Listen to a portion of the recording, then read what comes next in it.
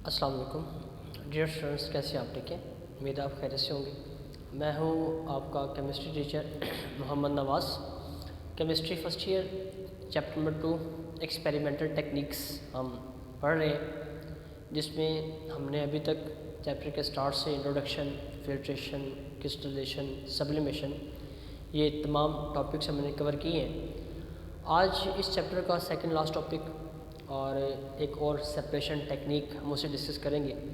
लेकिन उसको पढ़ने से पहले हमने अभी तक जो टॉपिक्स पढ़े हैं उनमें जो सेपरेशन की है, जिस तरह से जिन सब्सटेंसेस की है, उसमें एक ही पॉइंट उसको आपने अपने माइंड में लाजमी रखना है।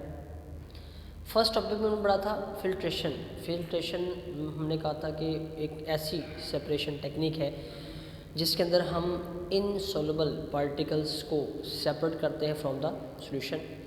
और सेकंड हमने पढ़ा था क्रिस्टलाइजेशन, एक ऐसी सेपरेशन टेक्निक है जिसमें आप सोल्युबल जो सब्सटेंस है, जो सॉल्यूट है, उसको सॉल्यूशन से हम सेपरेट करते हैं। और एक और सब्लिमेशन हमने पढ़ी थी, जिसमें हम एक सॉलिड सब्सटेंस को सेपरेट करते हैं सॉलिड मिक्सचर में से बाय इवेपोरेटिंग। तो तीनों जो टेक्निक्स हैं वो डिफरेंट तरह के सब्सटेंस के लिए हैं। पहला हमने कहा है कि इनसॉल्युबल सब्सटेंस को सेपरेट किया जाएगा, फिर हमने कहा है जी सॉल्युबल सब्सटेंस को सेपरेट किया जाएगा, फिर हमने कहा है जी सॉलिड में से एक और सॉलिड मिक्सचर में से किसी एक सॉलिड को सेपरेट किया जाएगा बाय द सब्लिमेशन। आज हम फोर्थ जो सेपरेशन टेक्निक है यहाँ पर स्टडी करेंगे, वो आपके पास है सॉल्वेंट एक्सट्रैक्शन। मेरी पहले कुछ बातों को ज़रा गौर से तवज्जो से सुनिएगा कि जो अभी स्टार्टिंग में जो एक दो पॉइंट्स हैं, अगर वो आपको क्लियर हो जाते हैं तो आपको सारा टॉपिक आसानी से समझ आ जाएगा। सॉल्वेंट एक्सट्रैक्शन क्या है? सॉल्वेंट और एक्सट्रैक्शन, एक्सट्रैक्शन कहते हैं सेपरेट करना, किस चीज़ को रिमूव करना, अलहदा करना किसी चीज़ से, किसकी मदद से? सॉल्वेंट, यानी कि एक सॉल्यूशन है, सॉल्यूशन का मतलब क्या है, उसमें सॉल्यूट है, सॉल्वेंट है। अब उसमें हम एक और दूसरा सॉल्वेंट ऐड करते हैं और जो सेकंड सॉल्वेंट ऐड किया गया है उसकी मदद से हम क्या करेंगे, हम सॉल्यूट को सेपरेट कर लेंगे। इसको जरा समझते हैं पहले थोड़ा सा, तो क्या बातें की जा रही हैं। हम यह बात करते हैं कि आपके पास एक सॉल्यूशन है, एक सॉल्यूशन है। सॉल्यूशन का मतलब क्या है कि आपके पास एक सॉल्वेंट है और साथ में आपके पास क्या है, एक सॉल्यूट है, और ये दोनों क्या है, ये दोनों एक दूसरे के अंदर सोलबल हैं। लेकिन यहाँ पर ये याद रखिएगा कि जो सॉल्यूट सोलबल है, जो डिज़ोल्व हुआ है, इसके डिज़ोल्व होने की अमाउंट क्या है, ये लेस है किसके अंदर, इस सॉल्वेंट के अंदर। आप इस सॉल्वेंट को सॉल्वेंट ए का नाम दे दें। क्या आपके पास सॉल्यूशन है जिसमें एक सॉल्वेंट है, उस सॉल्वेंट ए है, उसको हमने उसके अंदर में डिज़ोल्व किया सॉल्यूट को। सॉल्यूट उसके अंदर डिज़ोल्व तो हो गया है, लेकिन उसकी थोड़ी सी कम मिकदार डिज़ोल्व हुई है। हम ये चाहते हैं कि जो भी सॉल्यूट डिज़ोल्व हुआ है उस सॉल्यूट को दोबारा से क्या किया जाए, रिकवर कर लिया जाए, उसको सेपरेट कर लिया जाए।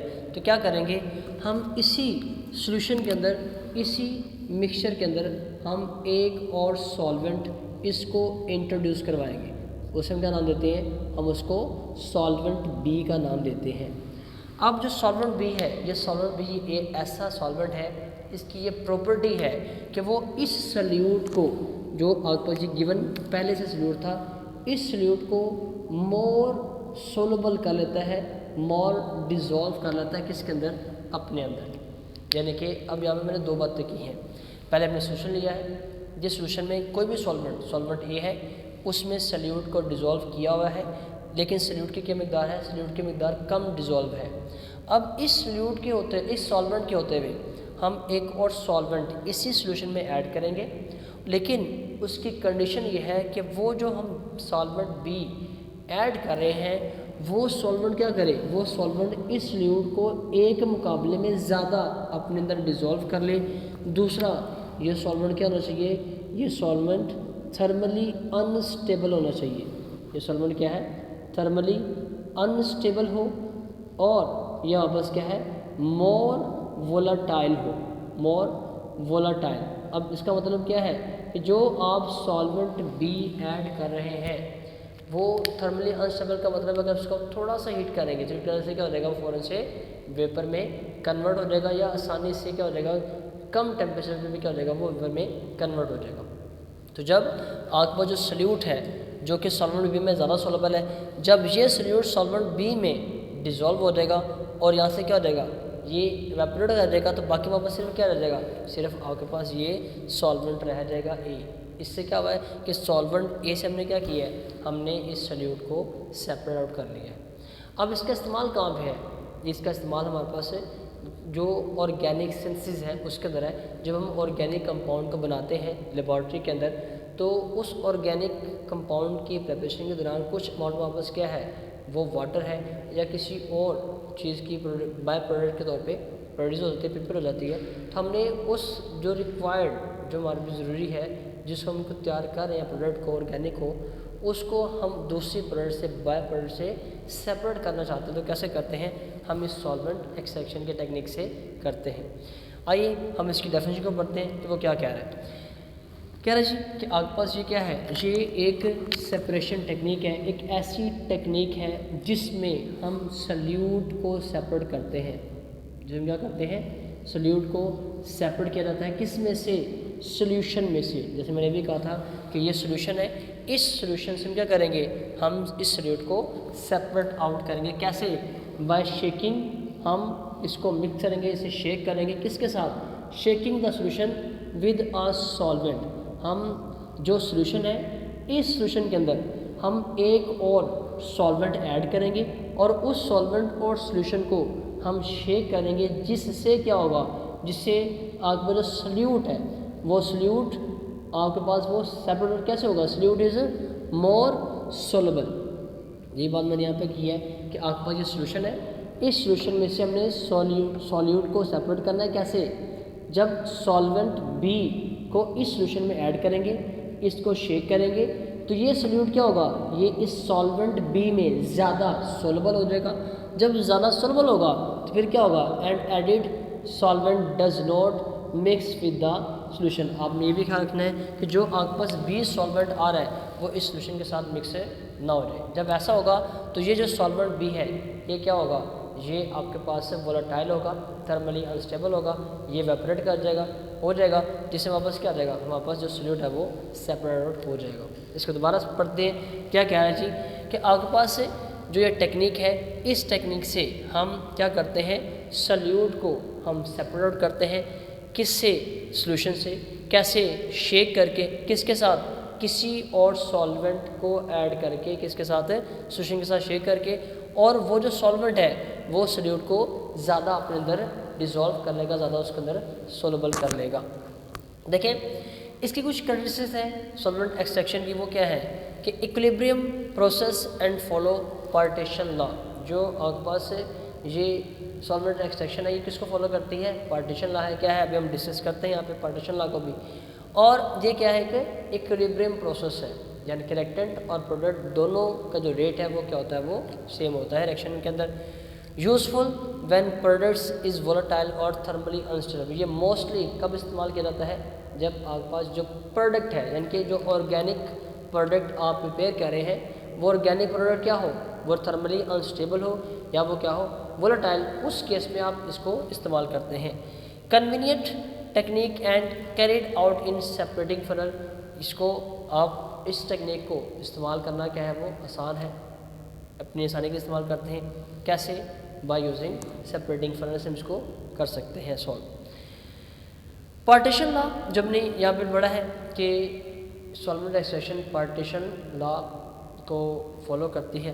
पार्टीशन लॉ क्या है, इसको हम समझते हैं। सपोज कर लें कि आपके पास दो सॉल्वेंट है, एक सॉल्वेंट ए है और एक सॉल्वेंट बी है, और आप एक काम करते हैं कि आप एक सल्यूट को इन दोनों में ऐड करते हैं। सल्यूट को हम एक काम करते हैं कि जो सल्यूट हम ले रहे हैं, सपोज कर लें सल्यूट की मिक़दार हमने ली है 10 ग्राम। जो सल्यूट है वो ऐसा सल्यूट है कि वो सॉल्वेंट ए में खुद को कम डिज़ोल्व करता है, जबकि सॉल्वेंट बी में वो ज़्यादा खुद को डिज़ोल्व करवा लेता है। मतलब क्या है कि दो सॉल्वेंट है, इन दोनों सॉल्वेंट के दरमियान हमने क्या किया है, हमने एक सल्यूट का ऐड किया कितना 10 ग्राम।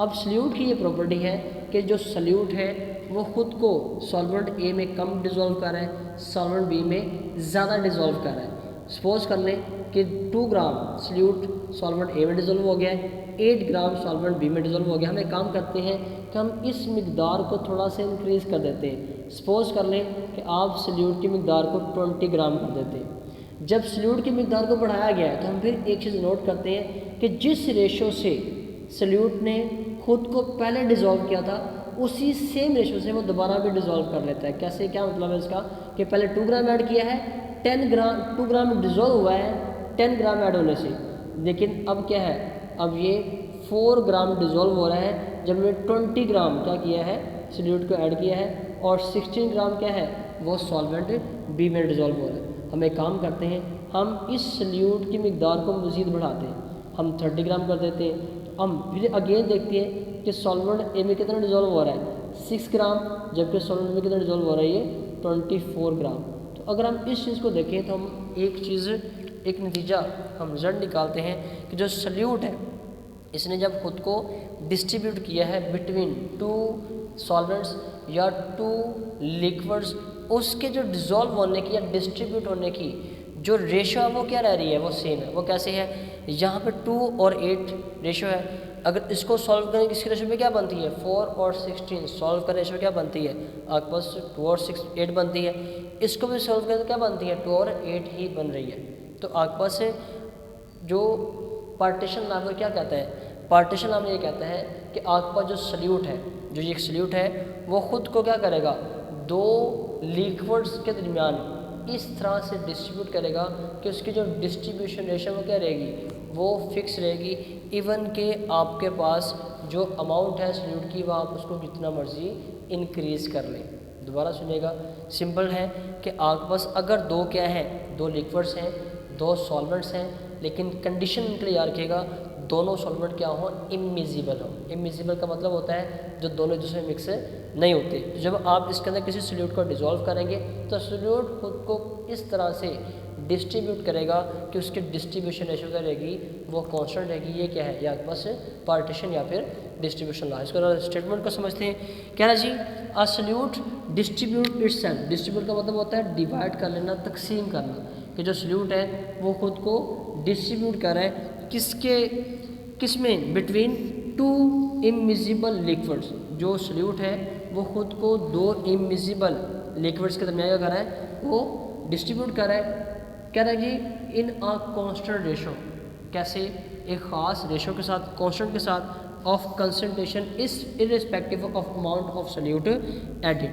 कह रहा है जी आपका जो सल्यूट है, सल्यूट खुद को एक ख़ास कांस्टेंट रेशो के साथ क्या करेगा, 2 इमिजिबल सॉल्वेंट्स लिक्विड्स के दरमियान वो डिस्ट्रीब्यूट कर लेगा खुद को, और इसकी जो डिस्ट्रीब्यूशन रेशियो वो फिक्स रहेगी, कांस्टेंट रहेगी। लेकिन अगर आप इसकी अमाउंट को इंक्रीज भी करें तब भी। तो ये आपके पास क्या है, जब डिस्ट्रीब्यूशन लॉ है। थोड़ा सा एक शॉर्ट क्वेश्चन हमारे पास आता है ईथर एक्सट्रैक्शन के वाले से। हम पहले इसको समझते हैं, फिर हम एक और डिफाइन पढ़ेंगे डिस्ट्रीब्यूशन कोएफिशिएंट वो क्या होता है। देखिए ईथर एक्सट्रैक्शन आपको बुक में एक्सप्लेन किया है सॉल्वेंट एक्सट्रैक्शन को by the help of ether extraction. वो कैसे, हम सपोज कर लेते हैं कि आपके पास कोई भी जो प्रोडक्ट है, आपने लैब के अंदर एक प्रोडक्ट तैयार की है, अब उसमें आपके पास जो एक वाटर है वो प्रोड्यूस हो रहा है। तो इस वाटर के अंदर जो आपकी मेन जो प्रोडक्ट है जिसको आपने प्रिपेयर किया है, ये आपके पास जो प्रोडक्ट है कौन सी है, ये प्रोडक्ट आपके पास ऑर्गेनिक प्रोडक्ट है, ऑर्गेनिक प्रोडक्ट है। लेकिन ये ऑर्गेनिक प्रोडक्ट क्या है, ये ऑर्गेनिक प्रोडक्ट वाटर के अंदर किस हद तक सोलबल है। हमने क्या करना है, हमने इस ऑर्गेनिक प्रोडक्ट को इस वाटर से रिमूव करना है। तो क्या करेंगे, हम इसके अंदर ईथर को ऐड कर देंगे। जैसे ही ईथर को ऐड किया जाएगा, ईथर क्या है, ईथर खुद एक ऑर्गेनिक सॉल्वेंट है। ईथर क्या है, खुद एक ऑर्गेनिक सॉल्वेंट है। तो जो आपके पास ऑर्गेनिक प्रोडक्ट, जो ऑर्गेनिक प्रोडक्ट पहले वाटर के अंदर डिज़ोल्व है, वो क्या करेगा, वो जैसे ही ईथर को ऐड किया जाएगा वो खुद को किधर मूव करवा लेगा, वो खुद को मूव करवा लेगा किसकी तरफ, ये ईथर लेयर की तरफ। अब उसकी क्या वजह है, उसकी वजह ये है कि ये आपके पास प्रोडक्ट कौन सी है, ये आपके पास प्रोडक्ट ऑर्गेनिक है। जो ऑर्गेनिक प्रोडक्ट है वो एक्वस यानी कि पोलर सॉल्वेंट्स में कम डिजोल्व होती है, लेकिन नॉन पोलर यानी कि ऑर्गेनिक सॉल्वेंट्स में क्या होता है, ज़्यादा सॉल्वेबल होती है। तो जैसे ही पहले आपके पास सिर्फ क्या है, ये वाटर और ऑर्गेनिक प्रोडक्ट है, और ऑर्गेनिक प्रोडक्ट क्या है, सम हो किसी हद तक इस वाटर लेयर में एक्वस लेयर में सॉल्युबल है, लेकिन जैसे ही हम ईथर को ऐड करेंगे, ईथर के अंदर ये ऑर्गेनिक प्रोडक्ट क्या है, ज़्यादा सॉल्युबल है, इसलिए क्या करेगा, ये खुद को ऊपर की तरफ मूव करना स्टार्ट कर देगा, जिससे मैक्सिमम अमाउंट ऑफ ऑर्गेनिक जो प्रोडक्ट है ये कहाँ पर चली जाएगी, ईथर लेयर में। और ईथर क्या है, ये मोर वोलेटाइल है। हम क्या करेंगे, हम जैसे ही ये ऑर्गेनिक जो प्रोडक्ट है ये इस ईथर लेयर में चला जाएगा, हम इसको ओपन करेंगे फनल को, और जो आपके पास ये एक्वस लेयर है इसको नीचे बीकर में सेपरेट कर लेंगे, तो आपके पास सेपरेटिंग फनल में क्या रह जाएगा, सेपरेटिंग फनल में सिर्फ और सिर्फ आपके पास ईथर रह जाएगा, और उस ईथर में मौजूद क्या है, ऑर्गेनिक प्रोडक्ट मौजूद है, वो रह जाएगी। देन क्या होगा, हम इसको भी सेपरेट आउट कर लेंगे, कैसे, किसी दूसरे बीकर में, और ईथर क्या है, ये वोलेटाइल है, ये क्या हो जाएगा, वेपोरेट कर जाएगा, और हमारे पास बाकी क्या बचेगा, हमारे पास बाकी वो ऑर्गेनिक प्रोडक्ट हासिल हो जाएगी। तो यहाँ बस क्या है, ईथर की मदद से एक्सट्रैक्शन है, इसलिए इसका नाम क्या है, ईथर एक्सट्रैक्शन है। दोबारा सुने, हमने क्या करना है, लेबॉर्ट्री के अंदर जो भी ऑर्गेनिक प्रोडक्ट तैयार की गई है वो उसके साथ वाटर में मौजूद है, वो ऑर्गेनिक जो प्रोडक्ट है वो वाटर के अंदर डिज़ोल्व है, लेकिन हमने इसको सेपरेट करना है वाटर से। कैसे करेंगे, हम इसके अंदर ईथर को ऐड करेंगे। ऑर्गेनिक जो प्रोडक्ट है वो ऑर्गेनिक सॉल्वेंट में ज़्यादा सॉल्वेंट होती है, ईथर ऑर्गेनिक सॉल्वेंट ही है, तो जैसे ही ईथर को ऐड किया जाएगा, ये ऑर्गेनिक प्रोडक्ट क्या, ये मूव कर जाएगी ऑर्गेनिक लेयर में, ऑर्गेनिक सॉल्वेंट के अंदर, जिससे हम वाटर को एक्वस लेयर को सेपरेट कर लेंगे, वापस बाकी रह जाएगा ईथर लेयर, जिसको ईथर को हम सेपरेट कर लेंगे, इवेपोरेट कर देंगे वोलेटाइल होने की वजह से, तो आपको बाकी क्या बच जाएगा, वो ऑर्गेनिक जो प्रोडक्ट है वो प्योर फॉर्म में हासिल हो जाएगी। इसी तरह से एक और डेफिनेशन है द डिस्ट्रीब्यूशन कोफिशिएंट। ये क्या है, डिस्ट्रीब्यूशन कोफिशिएंट कहते हैं रेशो को। ये एक रेशो है किसके दरमियान, concentration of solute in organic layer या ऑर्गेनिक सॉल्वेंट और to the concentration of solute in the aqueous layer. ये आपको जो एक फॉर्मूला लिखा हुआ है, ये क्या है, यही इसकी डिफाइन है कि क्या है, कि आपके पास डिस्ट्रीब्यूशन कोफिशिएंट है, ये क्या चीज़ है, ये एक आपके पास रेशियो है, बटा है, फ्रैक्शन है, किसके दरमियान, concentration of solute in organic phase या ऑर्गेनिक लेयर भी लिख सकते हैं, और to the concentration of solute in the aqueous phase, यानी कि इन इक्विलिब्रियम जब आपके पास रिएक्शन इक्विलिब्रियम की फॉर्म में है, तो इक्विलिब्रियम के अंदर आपके पास जो रेशियो आएगी, concentration of solute in organic and concentration of solute in aqueous, इन दोनों की जो रेशियो आएगी उसको क्या पढ़ते हैं, उसको हम डिस्ट्रीब्यूशन कोफिशिएंट का नाम देते हैं जी। तो बेटा सॉल्वेंट एक्सट्रैक्शन में एक और एग्जांपल आपकी बुक में दी गई है, कार्बन टेट्राक्लोराइड एक्सट्रैक्शन। अब इसमें जो एग्जांपल है इसको थोड़ा सा मैं एक्सप्लेन करूँगा, क्योंकि ये जो एग्जांपल है प्रीवियस एग्जांपल के साथ ही मिलती जुलती है, तो आपने इसको मज़ीद डिटेल के साथ डिस्कस करना है। जो नेक्स्ट एग्जांपल है हमारी वो कार्बन टेट्राक्लोराइड की एक्सट्रैक्शन है, इसको भी हम प्रीवियस एग्जांपल के साथ ही रिलेट करेंगे। सबसे पहले ये है कि आपके पास आयोडीन है। आयोडीन आप लोगों ने पढ़ा है कि क्योंकि अगर नज़र भी आ रहा है कि आयोडीन क्या है, I2, इसके ऊपर कोई चार्ज नहीं है, तो ये एक नॉन पोलर है। आयोडीन हम यहाँ पर लिख लेते हैं साथ साथ, आयोडीन क्या है, आयोडीन ये नॉन पोलर है, और नॉन पोलर होने की वजह से ये क्या होगा, ये ऑर्गेनिक सॉल्वेंट में ज़्यादा सोलबल होगी, यानी कि ये किस में सोलबल होगा, ये CCl4 में सोलबल हो जाएगी, और CCl4 में सोलबल हो जाएगी, और इसका जो कलर है वो क्या होता है, इसका जो कलर है ये पर्पल होता है। हम एक काम करते हैं, हम इसके अंदर आयोडाइड आयन को ऐड करते हैं। आयोडाइड आयन कैसे ऐड होगा, बेसिकली ये आयोडाइड अकेला नहीं है, हम पोटाशियम आयोडाइड की फॉर्म में आयोडाइड आयन को ऐड करेंगे। ये जो आयोडाइड आयन है क्या हो जाएगा, ये आयोडीन के साथ मिलकर क्या बना देगा, ट्राई आयोडाइड आयन बनाएगा। अब ये क्या है, ये एक पोलर कंपाउंड है, इसके ऊपर चार्ज है, तो ये क्या है, ये एक पोलर कंपाउंड है और पोलर कंपाउंड होने की वजह से ये किस में सोलबल होगा, ये वाटर के अंदर मोर सोलबल होगा, ये वाटर के अंदर मोर सोलबल होगा और इसका जो कलर है वो क्या होता है, ये ब्राउन होता है। इसका कलर क्या होता है, ये ब्राउन होता है। अब हम क्या करते हैं, ये आपके पास ये एक ऐसा रिएक्शन है जिसमें डायनामिक इक्विलिब्रियम अचीव हो चुका हुआ है। दोबारा सुनिएगा, हमने क्या किया है, हमने आयोडीन और पोटाशियम आयोडाइड का रिएक्शन करवाया, जिससे क्या हुआ है, इस पोटाशियम आयोडाइड से जो आयोडाइड आयन है वो किसके साथ मिल रहा है, आयोडीन के साथ, और क्या बना रहा है, ट्राई आयोडाइड आयन बना रहा है। अब जो आयोडीन का कलर है वो क्या होता है, पर्पल, लेकिन जैसे ही हम क्या करते हैं, इसको रिएक्ट करवाते हैं किसके साथ, पोटाशियम आयोडाइड के साथ, तो आयोडाइड आयन इसके साथ मिलके ट्राई आयोडाइड आयन जब बनाएगा तो उसका कलर क्या आएगा, वो ब्राउन कलर हो जाएगा। अब ये रिएक्शन क्या है, इक्विलिब्रियम में अचीव कर चुका है। हम एक काम करते हैं, हम इस मिक्सचर के अंदर किसको ऐड करते हैं, हम इस मिक्सचर के अंदर CCl4 को ऐड करते हैं। अब जैसे ही CCl4 को ऐड करेंगे, मैंने भी क्या कहा है, मैंने कहा है कि आपके पास जो आयोडीन है ज़्यादा सोलबल किसके है, ज़्यादा सोलबल है CCl4 के अंदर, तो आप ऐड भी किसको कर रहे हैं, आप ऐड भी CCl4 को कर रहे हैं। जब CCl4 को ऐड करेंगे, जो ट्राई आयोडाइड आयन है, ये बेसिकली क्या है, ये बेसिकली दो चीज़ें हैं। कौन कौन सी, ये ट्राई आयोडाइड क्या है, एक आपके पास आयोडाइड आयन है और एक क्या है, एक आपके पास आयोडीन का मॉलिक्यूल है, दोनों का मिक्सचर है, कम्बिनेशन है।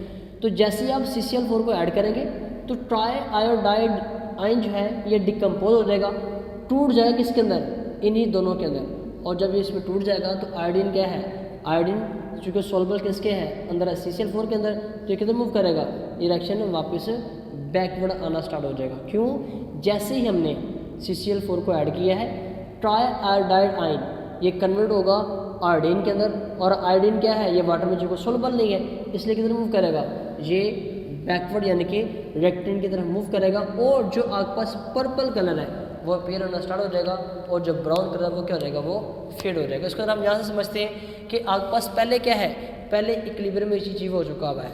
ट्राई आयोडाइड आयन का कलर क्या है, वो ब्राउन है, आयोडीन का कलर क्या है, पर्पल है। हमने एक काम किया है, वो क्या किया है कि हम इसमें ऐड कर रहे हैं, हम इसमें किसको ऐड कर रहे हैं, CCl4 को। जैसे ही CCl4 को ऐड करेंगे तो इस ट्राई आयोडाइड आयन से जो आयोडीन है वो नीचे की तरफ मूव करना स्टार्ट कर देगा। जब नीचे की तरफ मूव करेगा तो जो पर्पल कलर है ये अपीयर होगा, और जो ब्राउन कलर वो क्या देगा, वो फेड होना स्टार्ट कर देगा। और इस तरह से आपके पास क्या है, सेपरेशन हो रही है किस चीज़ की, आयोडीन की, ठीक है। इसके अगेंस्ट अगर आप एक्वस लेयर को आप इंक्रीज करेंगे तो जो आपके पास एक्वस है ये किस, उसमें क्या हो जाएगा, आयोडाइड आयन किस में डिजोल्व होता है, वो एक्वस के अंदर। देन आपके पास ये जो आयोडीन है ये किस में कन्वर्ट होना स्टार्ट हो जाएगा, ट्राई आयोडाइड आयन के अंदर। देन पर्पल कलर क्या हो जाएगा, फेड हो जाएगा, और ब्राउन कलर क्या वो अपीयर हो जाएगा। इसी को जो हमने डिस्ट्रीब्यूशन कोफिशिएंट यहाँ पे लिखा है उसके हवाले से हम यहाँ पे क्या लिखेंगे कि आयोडीन किस में सोलबल है, ये ऑर्गेनिक सॉल्वर में यानी कि CCl4 के अंदर। रेशो क्या है, ये आपके पास ट्राई आयोडाइड किस में सोलबल है, ये एक्वस लेयर के अंदर। तो आपके पास ये रेशो बन जाएगी, the concentration of solute soluble in organic phase two the concentration of solute soluble in aqueous. बस इन दोनों के रेशो क्या है, जो आपके पास डिस्ट्रीब्यूशन कोफिशिएंट है। आपने क्या करना है बेटा, आपका घर से जो असाइनमेंट के तौर पर काम यह है कि आपने इस सॉल्वेंट एक्सट्रैक्शन के टॉपिक्स से रिलेटेड जितने भी शॉर्ट क्वेश्चन आपकी एक्सरसाइज में हैं या जो आपको लिखवाए गए हैं ऑलरेडी, आपने उन तमाम शॉर्ट क्वेश्चन को इस टॉपिक से रिलेटेड कौन कौन से हैं, डिफाइन है हमारे पास, ईथर डिफाइन हमने पढ़ी है, डिफाइन है, ईथर एक्सट्रैक्शन जो हमारे पास शॉर्ट क्वेश्चन है, पार्टीशन लॉ है, डिस्ट्रीब्यूशन लॉ जिसे हम कहते हैं, डिस्ट्रीब्यूशन कोफिशिएंट है, और कार्बन टेट्राक्लोराइड के एक्सट्रैक्शन। ये सारे क्या हैं, ये सारे डिफरेंट शॉर्ट क्वेश्चंस हैं।